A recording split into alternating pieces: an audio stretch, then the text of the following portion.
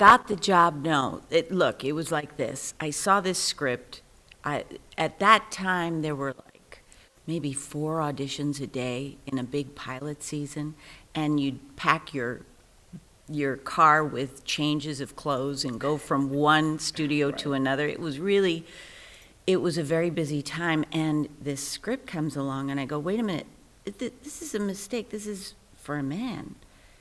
It says Kira, but I think that's probably supposed to be a man's name, because it was fully developed and it wasn't related to somebody else. It was such a full role. And ingenue. Yeah, it wasn't an ingenue. Exactly. Unbelievably important that there was a voice that you could see it at the conventions, African Americans coming and feeling like they were a part of it. And Avery Brooks took the responsibility completely to heart and was very aware of being a single father. I mean, the last episode, he was supposed to die, and he fought very hard for that not to happen, because the idea of an African American male leaving his son or dying, and he didn't want that to be part of the legacy of the show.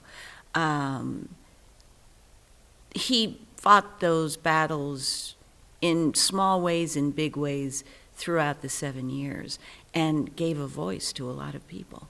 Yeah, and with that being said, we're in an interesting time, so to speak, with the landscape that we're in politically and what that entails. But there are some lights out there, in terms of films that we have out with Black Panther and all these great films that are bringing in diversity. So what does it mean to now kind of say, yes, it's terrific that we have that diversity now, but we were the ones who paved the way and started it.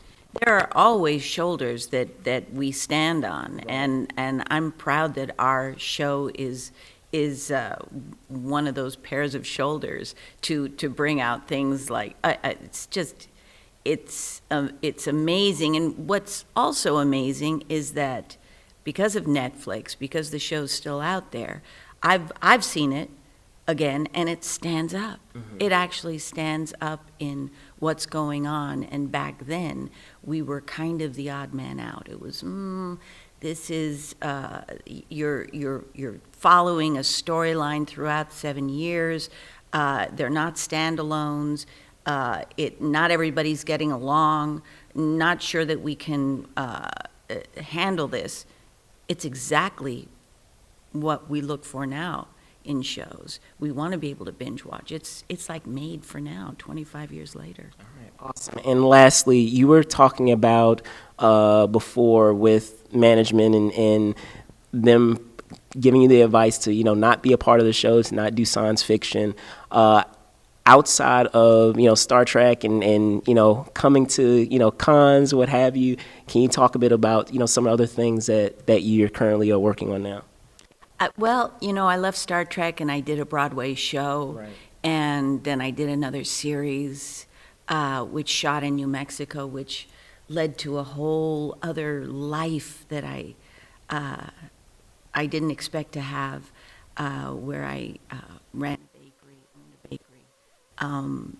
It was wonderful, but I'm back in LA, and I've done a lot of movies and TV shows, and I'm working on something that I so wish I could talk about because it would be so interesting to you guys, but I can't yet. But in maybe a year, you'll have an indication of it. All right, awesome. Well, Nana, thank you so much for your time. My pleasure. I appreciate it. My pleasure.